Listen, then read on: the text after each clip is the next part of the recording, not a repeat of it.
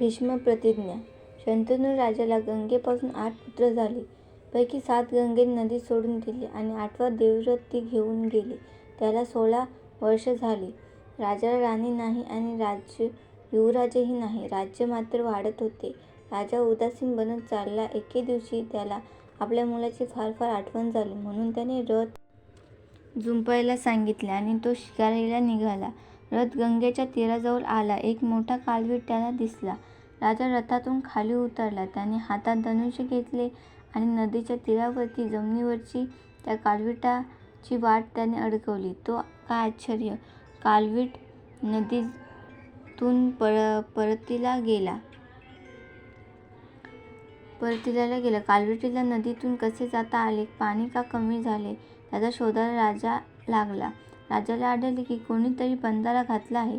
त्याने आणखी जवळ जाऊन पाहिले तर बंधारा पाण्याने घातला आहे. त्यामुळे पाणी वर चढत आहे आणि पुढे वाहत नाही. जवळ एक तेजस्वी मुलगा वयाने 16 वर्षाचा बाण सोडून बंधारा करीत आहे. हे पाहताच राजाला त्या कुमाराचे आकर्षण वाटू लागले. त्याला कुठेतरी पाहिले असावे असे राजाला मनाशी म्हणू लागला. मुलाच्या तोंडवळा कोणासारखा आहे बरं? अशा प्रकारात तो असतानाच पाण्याचा बाण फोडून एक स्वरूपसुंदरी स्त्री वर आली. तिच्या तोंडाकडे पाहता पाहता त्याला एकदम आठवले की ही देवलोकाची गंगा, आपली पट्टराणी. गंगा त्या 16 वर्षाच्या कुमाराला घेऊन राजाकडे आली आणि राजाला म्हणाली, हे राजा, हा तुझा मुलगा देवव्रत. ओळखलंस का याला? याचं सर्व प्रकारचे शिक्षण पुरं झालं आहे. आता मी तुला स्वाधीन करते. आता गंगेला मानवी रूपात राहण्याची परवानगी नव्हती, म्हणून ती गंगेच्या प्रवाहात गुप्त झाली. शंतनू देवव्रताला घेऊन राजधानीला आला. 4 वर्षे निघून गेली. एक दिवस राजा शंतनूने आरशात पाहिले. आरशात त्याला दिसले की आपले अगदी 4-2 केस पांढरे होत चालले आहेत. त्याचबरोबर त्याने देवव्रताला युवराजपद देण्याचे ठरवले. युवराजपदासाठी अभिषेकाचा मुहूर्त ठरला.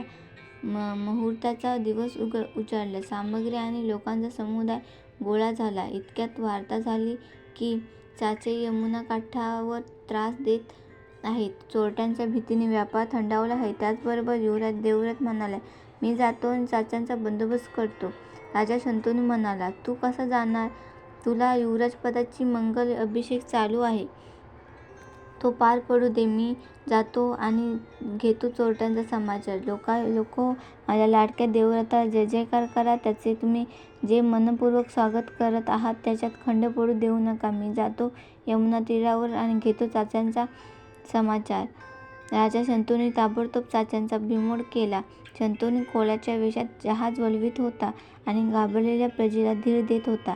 राजाने चोरट्यांचा बंदोबस्त केला आणि तो जहाज वळवीत परत येऊ लागला. वाऱ्याच्या झुळकेबरोबर उत्तम वारा आला आणि थोड्याच वेळात किंकाळी ऐकू आली.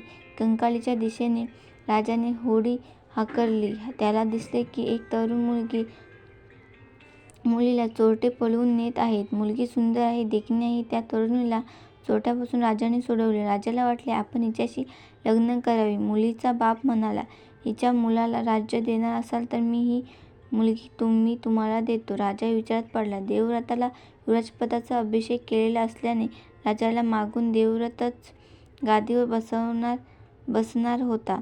राजा उदास दिसू लागला. राजा बराच वेळ परत आला नाही. तेव्हा त्याच्या चौकशीसाठी देवव्रत, मंत्री आणि काही मंडळी नदीकाठी आली. देवव्रताने चौकशी केली. तो नदीकाठी कोळ्याच्या वस्तीत गेला. त्या मुलीच्या बापाची झोपडी जवळच होती. त्याने सारे वृत्त समजले. मत्स्यगंधेचा बाप युवराज देवव्रताला म्हणाला, मी आनंदाने माझी मुलगी राजाला देतो, पण सावत्रपणा फार वाईट, त्यामुळे मन कचरत आहे.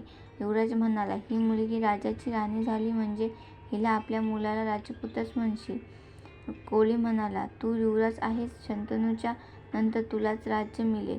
युवराज म्हणाले, मी इथं सर्व देखत सांगतो, तुमच्या नातवालाच राज्य मिळेल. या मत्स्यगंधेच्या पुत्रालाच हस्तिनापूरचे राज्य मिळेल आणि मी त्या राजाची सेवा करीन. जमलेली मंडळी म्हणाली, किती अवघड आहे ही शपथ. अशपथ कोणताही राजपुत्र घेणार नाही. कोली युवराज म्हणाला, आता तर झाले ना समाधान आजोबा. कोली म्हणाला, युवराज तुम्ही हिच्या मुलाबाळाला जपाल, पण तुमची संततीपासून हिच्या मुलाबाळाला धोकाच आहे की नाही? तुमची शपथ त्यांनी कशी लागू पाडणार? देवव्रत म्हणाला, मी पंचमहाभूते, देव, मुनी, गंधर्व हो एका. मी देवव्रत सूर्याच्या साक्ष देतो की शपथ वहतो की मी लग्न करणार नाही आणि आमरण ब्रह्मचारी राहीन. हे शब्द बोलताच आकाशातून देवव्रतावर पुष्पवृष्टी झाली. ही भयंकर म्हणजे भीष्मशपथ. देवव्रताने वहिली म्हणून देवव्रताला भीष्म म्हणू लागले. कोणतीही कठीण शपथ भीष्मप्रतिज्ञा म्हणू लागले.